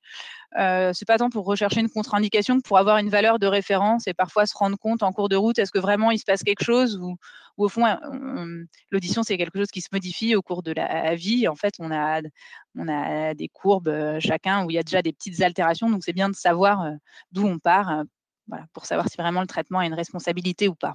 Il peut y avoir une toxicité rénale. Donc, c'est ça qui explique qu'il y ait de l'hydratation pour prévenir cette toxicité-là le jour du traitement et qui explique aussi qu'on dit de bien boire même en dehors, entre 2 chimiothérapies. Il peut y avoir une toxicité neurologique, qui d'ailleurs est un peu liée à la toxicité auditive, c'est le même mécanisme. Et puis, on a parlé déjà précédemment de la fatigue. Alors, bien sûr, là, on dit tout ce qui peut se passer. Et puis, dans la plupart des cas, il y a heureusement aucune de ces toxicités qui se produit parce que c'est organisé pour que ça puisse bien se dérouler et que ce soit surveillé. Mais il faut quand même redire, parce que je pense que c'est important, que la chimiothérapie, ce n'est pas non plus des médicaments anodins. Donc, oui, il y a des mesures de surveillance qui sont indispensables pour que ça se passe bien. C'est des traitements qui impliquent des risques et du coup, toutes ces mesures de suivi, elles sont nécessaires.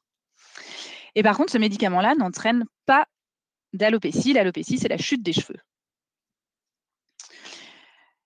Et donc, dans le bilan préthérapeutique, je vous ai parlé de l'audiogramme, on a besoin d'une prise de sang. Parfois, dans certains cas, on fait une échographie du cœur et puis on est amené à poser une voie veineuse centrale qui peut être une chambre implantable, un PICC line. Ça dépend de la durée du traitement et des pratiques. On a dit radiochimiothérapie puis curithérapie. Alors, pour être un peu schématique, la curithérapie, c'est l'inverse. Cette fois-ci, les rayons, ils viennent de l'intérieur avec une sonde qui est un dispositif qui est mis en place directement à l'intérieur du col et de l'utérus et qui envoie donc des doses de radiothérapie pulsées. Ça se fait en hospitalisation. Et au total, l'ensemble de la séquence de traitement, radiochimiothérapie puis curithérapie, le critère de qualité, c'est de se dire que ça ne doit pas dépasser 7 semaines.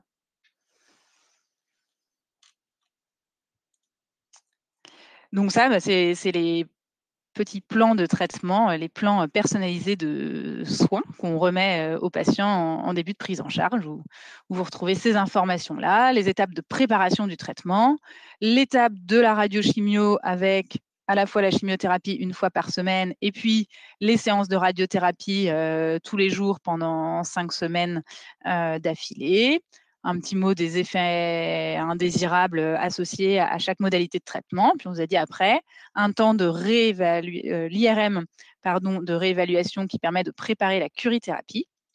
Et il y a la fin qui arrive sur la 2e page avec la curithérapie utérovaginale qui se fait donc en hospitalisation. Et puis à distance de tout ça, en gros 8 semaines après, le bilan d'évaluation pour juger la réponse qu'on a obtenue avec le traitement. Alors, comme je vous ai dit, je voulais dire un mot des innovations récentes, parce qu'encore une fois, c'est quand même une chance de pouvoir avoir accès à des médicaments. C'est une chance qu'on a en oncologie, puis c'est une chance qu'on a en France aussi. Donc là, les actualités récentes dans le cancer du col, elles concernent 2 modalités. C'est des données qui avaient été présentées à l'ESMO en 2024.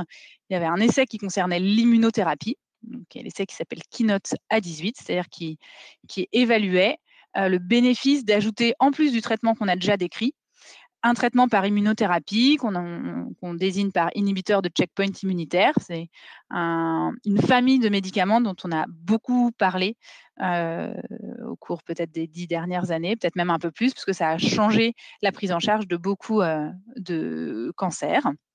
Et le concept, il est différent de la chimiothérapie, parce que la chimiothérapie, c'est là pour détruire les cellules tumorales, la radiothérapie aussi d'ailleurs. L'immunothérapie, c'est là pour réveiller le système immunitaire. Donc, le traitement, il est dirigé pas contre le cancer, mais contre le système immunitaire pour lui dire « réveille-toi, il y a des choses anormales, il y a des cellules cancéreuses, et là, c'est le moment de se battre contre le cancer ». L'inconvénient, on le verra, c'est qu'au moment où le système immunitaire il se réveille, on le réveille pour aller lui dire d'aller se battre contre le cancer, mais parfois il se réveille de façon un petit peu excessive et il s'en prend aussi à des éléments normaux de notre corps et c'est ce qu'explique le profil d'effet indésirable qui est différent de ce qu'on observe avec la chimio. Il y a une petite diapo après derrière. Et puis, il y a un autre essai qui va évaluer cette fois-ci la chimiothérapie néoadjuvante, c'est-à-dire rajouter un temps de chimiothérapie avant la radiochimiothérapie. Et là, c'était sur les 6 semaines avant le début de la radiochimiothérapie, les patientes recevaient un traitement de chimiothérapie avec 2 produits, le carboplatine et le paclitaxel, en injection 1 fois par semaine pendant 6 semaines. Et puis, ils enchaînaient sur le programme de traitement dont on a parlé avant. Et dans les 2 cas, c'était associé à une diminution du risque de récidive. J'ai juste mis les courbes pour montrer que ça diminue le risque de récidive et ça améliore la survie sans cancer. Donc ça, c'est des essais positifs. Et puis, c'est ce qu'on cherche quand il y a des essais qui sont mis en place pour évaluer les traitements. Ah. Tac. Ça déroule tout seul. Et c'est pour ça aussi que c'est important qu'il y ait ces essais qui existent. Et si jamais on est amené à vous proposer de participer à un essai clinique à un moment, de ne pas le prendre, en tout cas d'écouter, de peser le pour et le contre. Et c'est aussi comme ça en fait qu'on a accès à des nouveaux médicaments. Donc là, l'essai qui note à 18 pour l'immunothérapie, c'est un médicament qui est devenu disponible là en 2025. On l'a eu d'abord dans une procédure accélérée, qui est un accès précoce qui nous a permis de pouvoir traiter les patients avant que toutes les procédures réglementaires soient terminées. Et puis là, il y a eu un avis favorable pour que le médicament soit pris en charge par la Solidarité nationale là, au mois de mars 2025. Donc, qu'est-ce que ça va être la différence ? Ils ne ciblent pas exactement les mêmes patients. Donc, l'immunothérapie, c'est plutôt pour les cancers du col qui vont être de stade T3, T4 ou avec une atteinte ganglionnaire, donc un peu plus gros. Et c'est le traitement plutôt de première intention qu'on va ajouter. C'est ce qui a été mis en avant dans les recommandations de Saint-Paul-de-Vence là en 2025. Et du coup, la chimiothérapie néoadjuvante, elle concernait plutôt des stades qui étaient plus précoces pour un certain nombre et on la réserverait plutôt en deuxième intention ou pour les patients, par exemple, qui sont non éligibles à l'immunothérapie. Je vous ai dit, qu'est-ce que c'est les inconvénients ? Donc l'immunothérapie, c'est le fait que avec ce réveil du système immunitaire, le système immunitaire peut s'en prendre à nos organes normaux. Et du coup, ça veut dire qu'il y a un profil d'effets indésirables qui est assez varié. Finalement, dans une majorité des cas, ça se passe bien. C'est un traitement qui est bien toléré et il y a assez peu de plaintes ou d'effets indésirables ressentis pendant le traitement, sans doute moins qu'avec la chimiothérapie. Mais par contre, il y a des effets indésirables rares et graves qui sont possibles et qui peuvent concerner n'importe quel organe. Donc, il faut avoir le réflexe de donner l'alerte si on ressent un symptôme qui n'était pas habituel. Il y a plein de choses quand même qu'on peut surveiller avec la prise de sang, notamment les toxicités endocriniennes. Elles vont pas donner de symptômes. En fait, on les surveille avec la répétition de la prise de sang et on est capable de les prendre en charge avant même que ça donne un symptôme. La chimiothérapie, on retombe sur les effets dont on a parlé tout à l'heure. La différence, c'est que comme là, il y a le Taxol, cette fois-ci, cette chimio-là, elle fait tomber les cheveux. Alors, qu'est-ce qu'on peut faire pendant les traitements ? Donc, je l'ai dit un petit peu avant, mais en tout cas, c'est signaler tout ce qui nous gêne parce que c'est comme ça qu'on peut mieux soulager les symptômes. Et parfois, on a mis en place un premier niveau de soins de support pour accompagner le traitement, mais il reste des mesures complémentaires. Donc, ça vaut toujours le coup de le signaler. Les effets indésirables, plutôt, on va dire qu'on va attribuer à la radiothérapie, ça peut être de l'inflammation et notamment de l'inflammation cutanée ou des muqueuses, qu'on appelle des radioépithélites. Puis pour ça, on peut mettre en place des soins locaux. Et puis ça va irriter les organes qui sont dans le champ de la radiothérapie. Et donc, autour de l'appareil génital, finalement, il y a la vessie, il y a le tube digestif. Et donc, quand ces organes sont irrités, ça donne des signes fonctionnels urinaires, un petit peu comme dans les infections urinaires ou de la diarrhée, par exemple. Les effets indésirables de la chimiothérapie, on les a déjà évoqués un petit peu. Donc, bien sûr, prendre les traitements préventifs pour essayer de les limiter. et pas hésiter à en parler pour voir si les mesures peuvent être renforcées ou si au contraire ça nécessite une adaptation du traitement en cours de route pour s'adapter aux effets indésirables qui se présentent. Qu'est-ce qu'on peut faire à côté de la gestion des effets indésirables pendant les traitements? C'est maintenir une activité physique. Alors même si pendant j'ai reprécisé que par contre, on contre-indique la baignade pendant cette période de traitement de radiochimiothérapie. Ça, il y a de plus en plus de données pour dire que ça améliore la tolérance des traitements et que ça a un bénéfice aussi sur l'efficacité du traitement et sur la survie et sur la limitation des effets indésirables. Donc, c'est un peu comme le arrêter de fumer d'Enora. C'est quelque chose qu'on peut appliquer et mettre un petit peu à toutes les sauces. L'alimentation, le message, c'est surtout de se dire que c'est une alimentation équilibrée qu'il faut avoir et qu'en fait, il n'y a aucune mesure vraiment contraignante qui ait démontré un bénéfice. Donc, je sais pas, une des questions qui revient souvent, c'est est-ce qu'il faut arrêter de manger du sucre?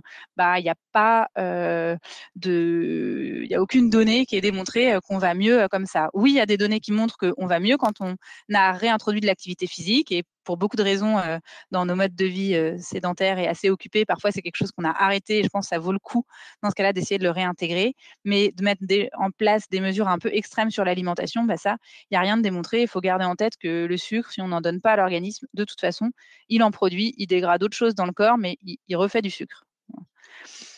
Assurer une bonne hydratation, ça c'est par rapport justement à la toxicité rénale de la chimiothérapie. Donc c'est effectivement important de bien boire entre 2 chimios.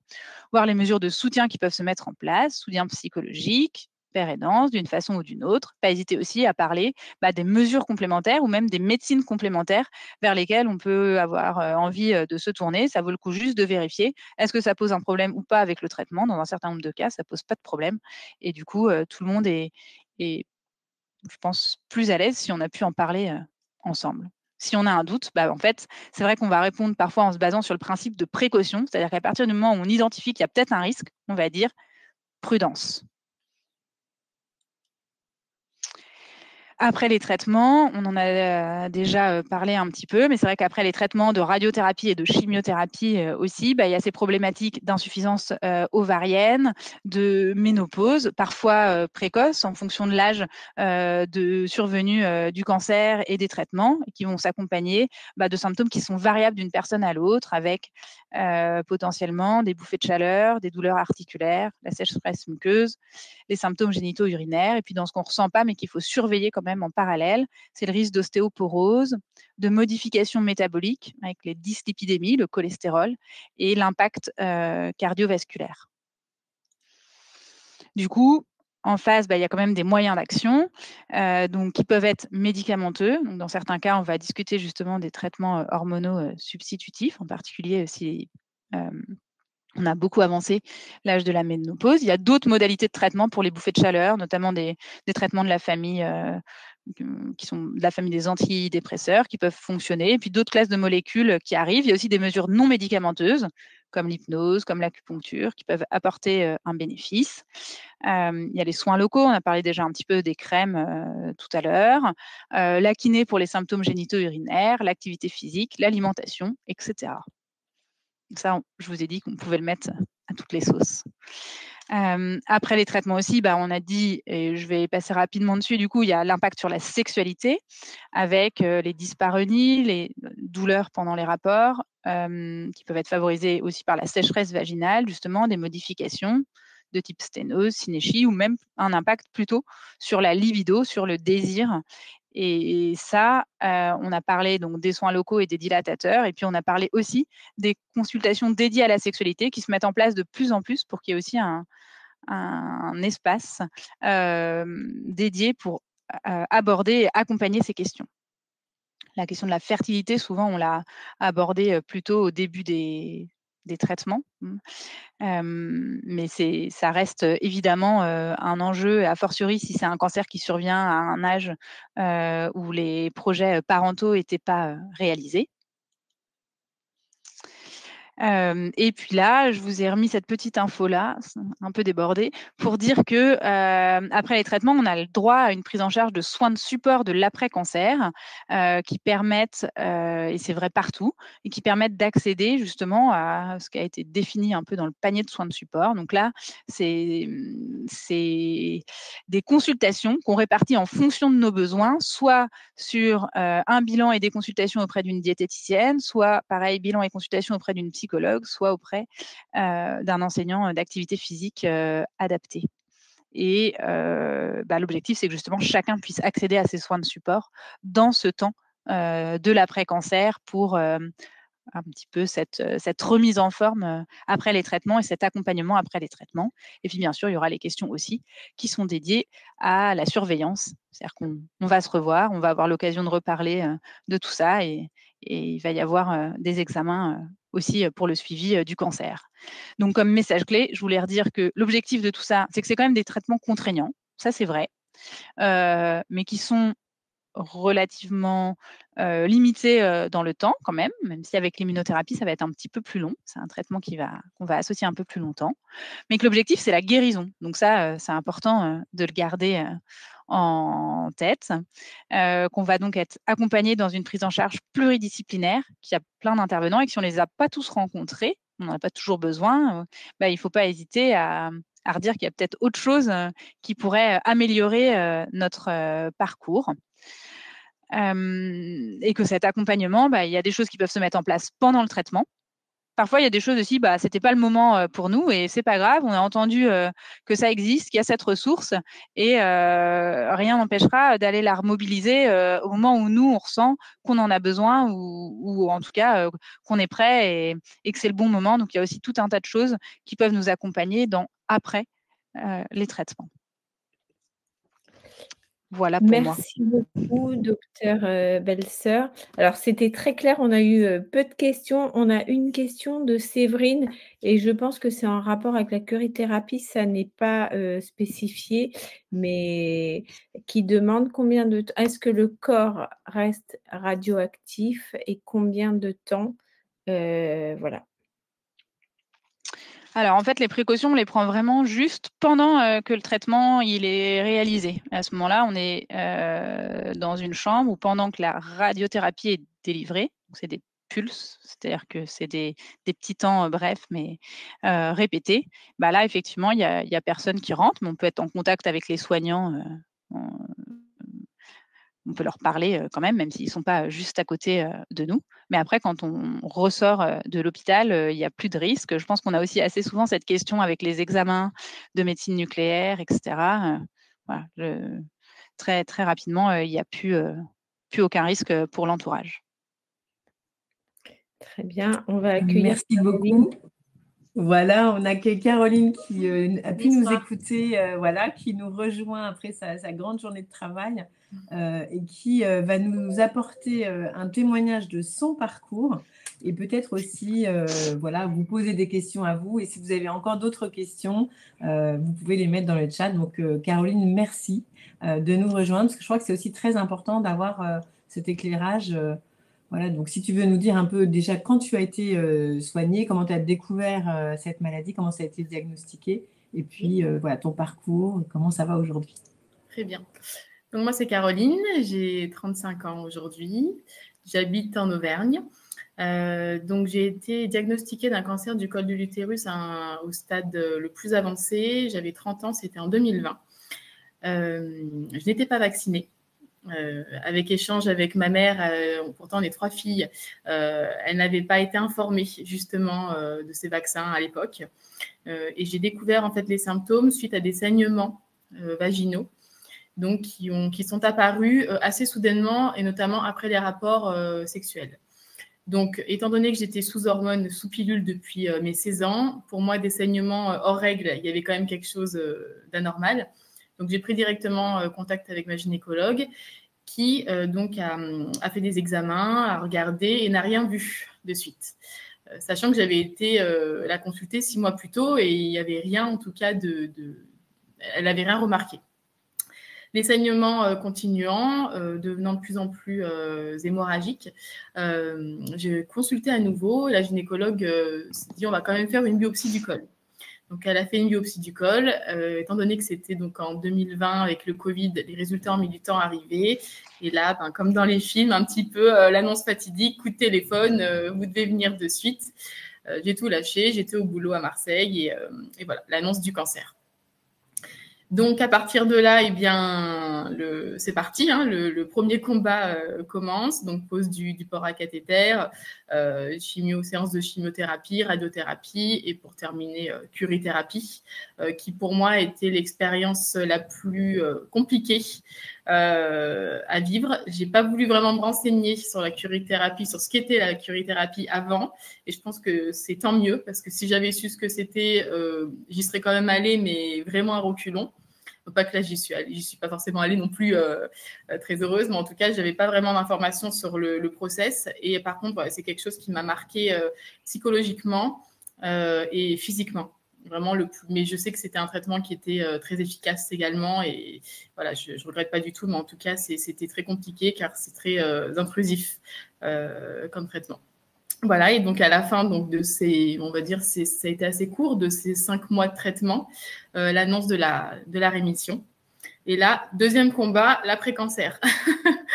Donc deuxième affaire à gérer et pas des moindres. Donc comme vous l'avez toutes très bien expliqué, autant Dr Belser que Dr Lass, je me suis retrouvée dans tous vos témoignages, dans toutes vos explications. Le corps change. Et moi, c'est vrai que j'ai eu vraiment l'impression d'avoir une triple peine, car d'une part, l'infertilité. Je n'avais pas de désir d'enfant particulier, mais du moment qu'on ne nous laisse plus le choix, évidemment, c'est plus compliqué. En plus, j'étais avec la bonne personne que j'ai encore actuellement dans ma vie, donc forcément, ça fait réfléchir. Donc, l'infertilité, mais également donc, la sexualité, l'intimité qui est complètement bouleversée. Alors que jusque-là, moi, ça se passait très bien. Et là, avec le cancer du col, donc la ménopause précoce, il faut se réinventer, tout redécouvrir.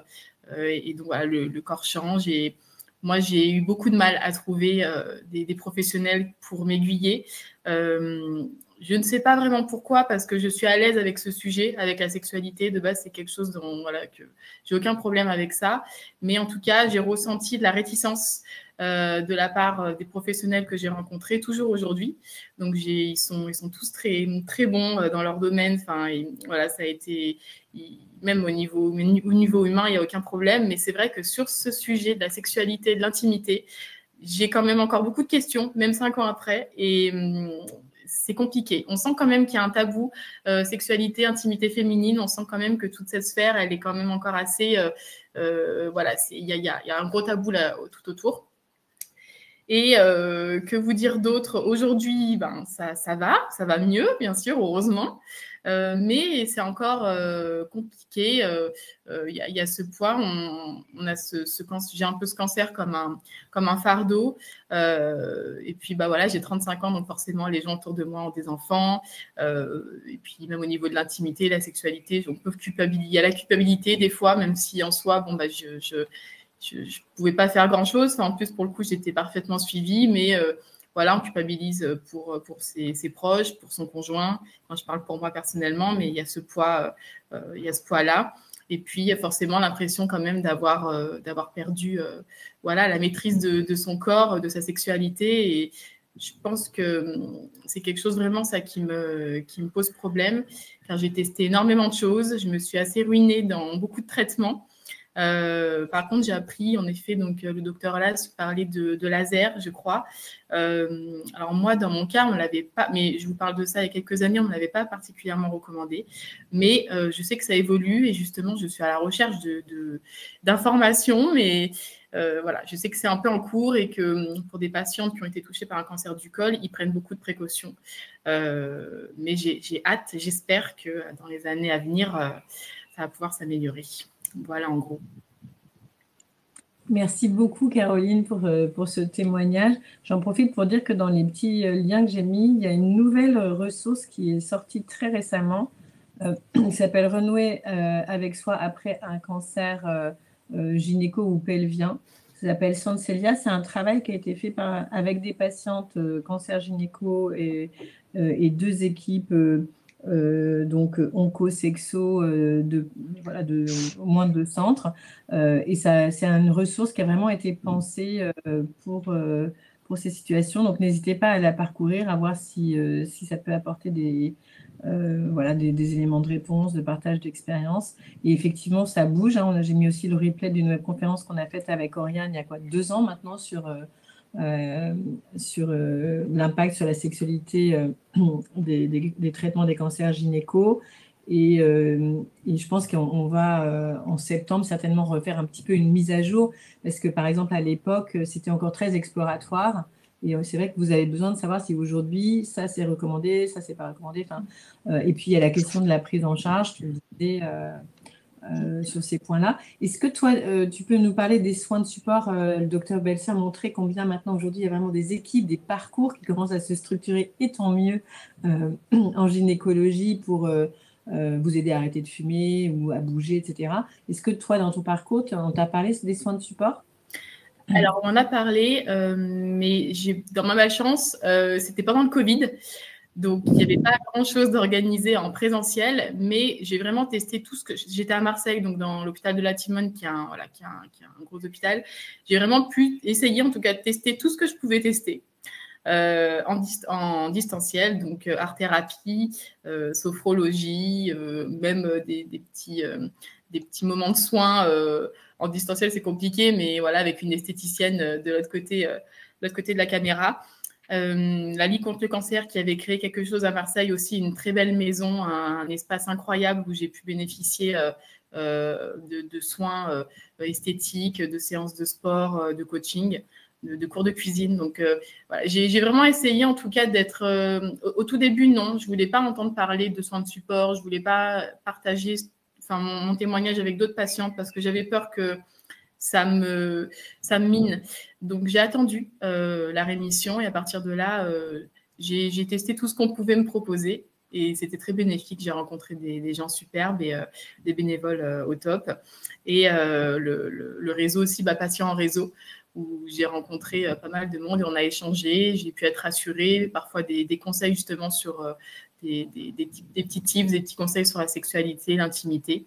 Voilà, donc oui, j'en ai bénéficié, peut-être pas comme j'aurais voulu vu que c'était la période du Covid, mais il faisait quand même partie intégralement du parcours de soins. C'est hyper important, je trouve. Il y a souvent cette réticence à se dire qu'on n'a pas trop envie d'aller faire quelque chose, une activité, un soin qui va nous remettre encore avec des gens qui eux aussi ont un cancer, etc. et qu'on a envie un petit peu de sortir de ça. Je trouve que ça, c'est un frein que moi j'entends assez souvent. Et finalement, je trouve que je pense que j'ai aucun exemple de gens qui m'ont pas dit après, en fait, ça m'a fait du bien et c'était un peu une barrière.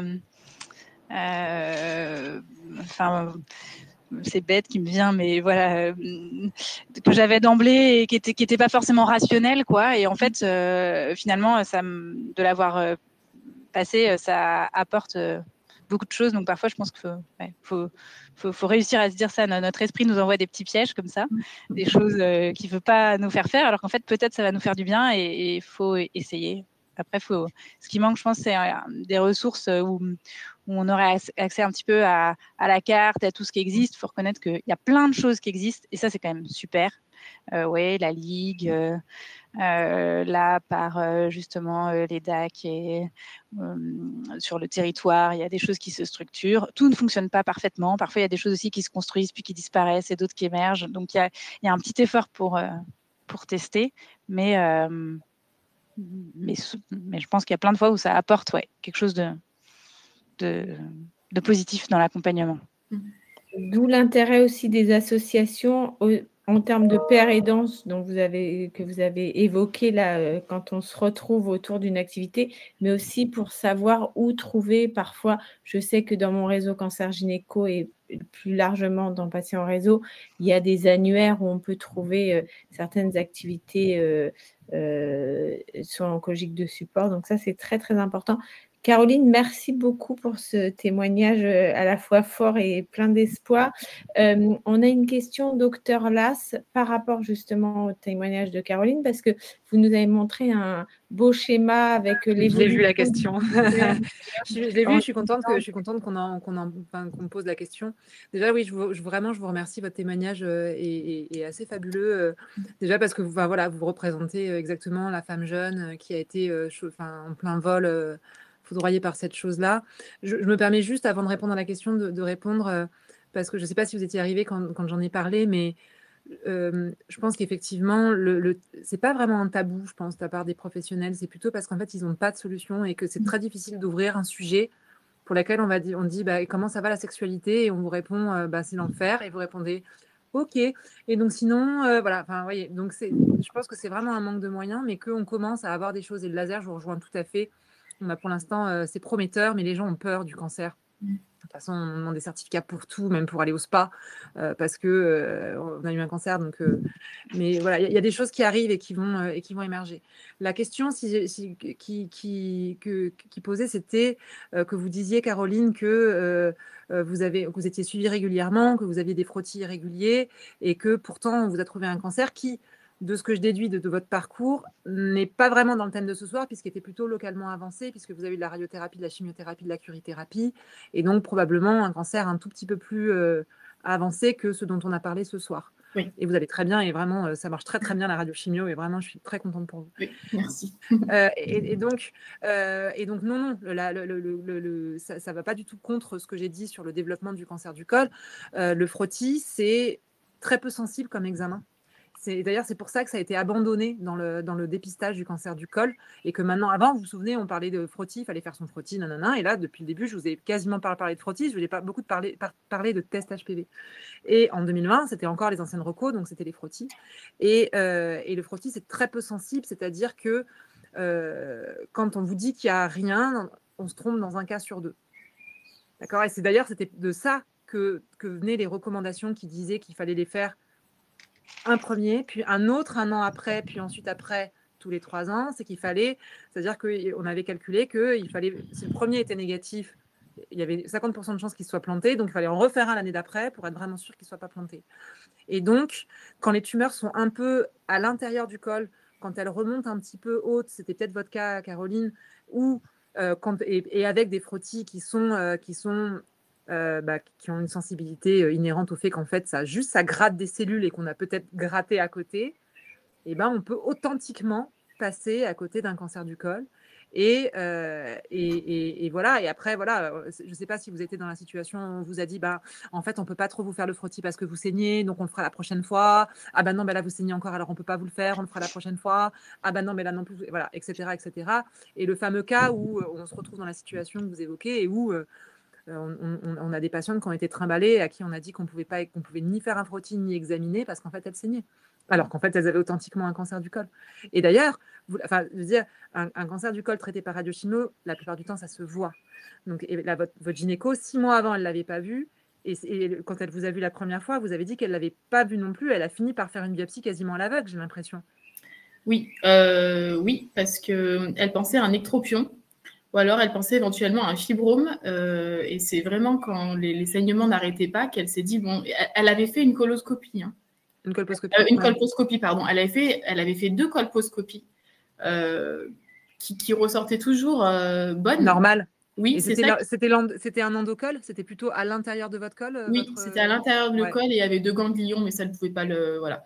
La chaîne ganglionnaire était touchée. Mais en tout cas, j'ai vraiment eu frottis, test HPV. Elle a fait vraiment la totale. Et c'est à la fin, quand les saignements, où elle s'est quand même dit, je vais quand même, et c'est vraiment le quand même, elle s'est dit, je vais quand même faire une biopsie, ce qui m'a sûrement sauvé la mise. Voilà, sinon, on serait peut-être passé à côté. Oui, donc elle s'est acharnée, elle a bien fait. Oui, en fait, la plupart des cancers du col sont posés sur le col, mais il y en a qui remontent un peu dans le canal. Et donc, pour le coup, dans ces cas-là, ils sont très difficiles à voir. Et c'est les pièges, c'est les fameux pièges. Hein. C'est les pièges. Et les patientes, voilà, comme vous, ça nous arrive, mais voilà, c'est pas 100% la médecine, malheureusement. Mais donc, je maintiens que la carcinogénèse est quand même assez longue. Et est-ce que vous saignez quand même depuis assez longtemps quand on a fini par le trouver? Vous avez dit 6 mois avant, vous aviez déjà des symptômes? Oui, j'ai commencé à saigner quand je suis partie en septembre et mon cancer, on me l'a décelé en novembre. Donc, pas si longtemps que ça finalement. Mais c'était après les rapports et au début et ensuite, c'était des saignements continus. Oui, bien sûr. Ouais, non, c'est juste qu'il était probablement un peu haut pour le frottis et un peu haut pour l'examen clinique, mais c'était probablement quelque chose que vous aviez depuis longtemps quand même. C'est rarement fulminant, un cancer du col. En tout cas, merci pour ces éclairages et autour de l'expérience et ces éclaircissements aussi sur les différents types et les raretés aussi qui peuvent exister. Et ça montre bien quand même que les symptômes qui persistent, il faut continuer à explorer avec son médecin et insister parce que, surtout pour les femmes jeunes, voilà, on peut parfois avoir des errances diagnostiques et là, finalement, ça a quand même été pris en charge. On va poser une dernière question parce qu'on a quand même largement débordé, mais c'est vraiment une soirée très, très précieuse en information. On a une question de Séverine. Pour toi, Caroline, est-ce que tu peux nous parler de ton retour au travail ou ton maintien au travail? Parce que c'est aussi ça dans la vie des jeunes femmes touchées, c'est comment on gère la fatigue, les traitements, tous les bouleversements. Et dans ta situation, comment ça s'est passé le travail? Dans ma situation, moi, j'ai eu beaucoup de chance. Enfin, je dis la chance, mais ça devrait être la normalité quelque part. Mais j'ai eu de la chance parce que j'avais vraiment une hiérarchie. Je travaille à Marseille, en commissariat. J'étais fonctionnaire. Et j'ai vraiment eu une hiérarchie qui a été au top. Dès l'annonce, j'étais sur une pointeuse. Ils m'ont organisé. Ils m'ont dit, voilà, on ne vous enlève rien, pas de jour. Vous faites vos rendez-vous. Vous allez, vous faites comme vous sentez. Si le matin, vous êtes fatigué, vous ne venez pas. Enfin, voilà. J'ai vraiment eu beaucoup de liberté.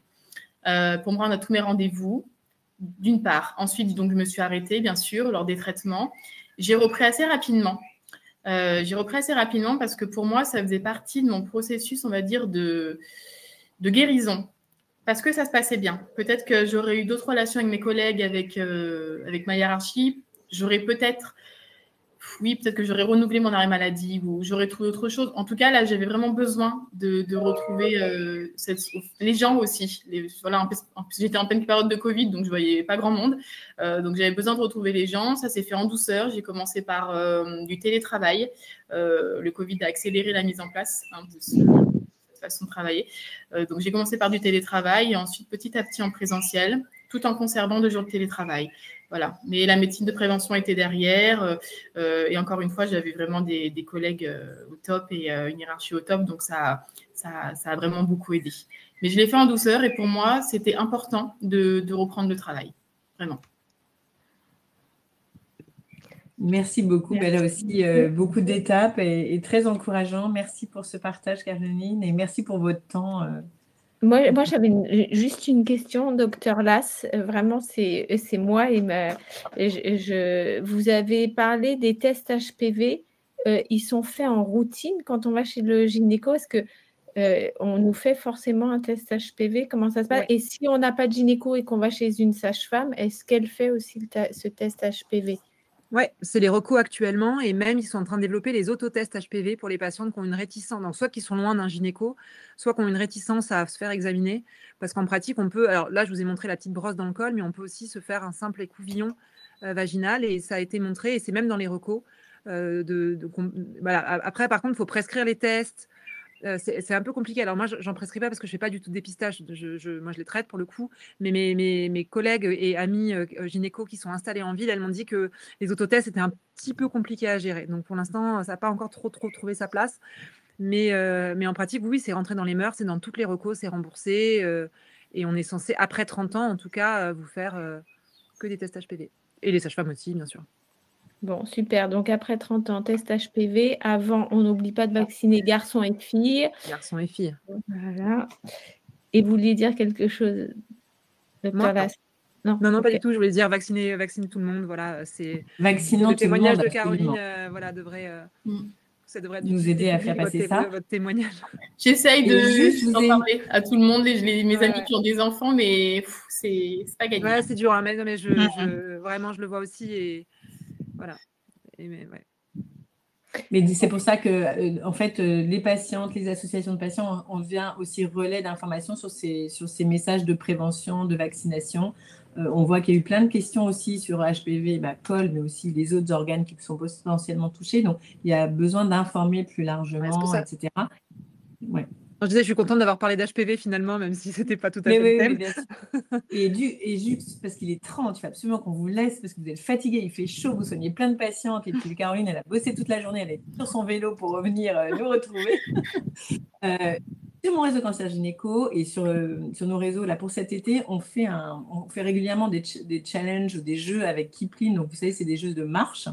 Donc, nous en avons un prochain spécial été avec un jeu de plateau tout neuf, tout beau. Donc, n'hésitez pas, si vous êtes concernés, à venir faire des petites équipes gynéco pour s'entraider à se remettre en mouvement. Ce n'est pas toujours facile après des grosses chirurgies, après des curies de thérapie. On a souvent un peu mal, on n'est pas très confort.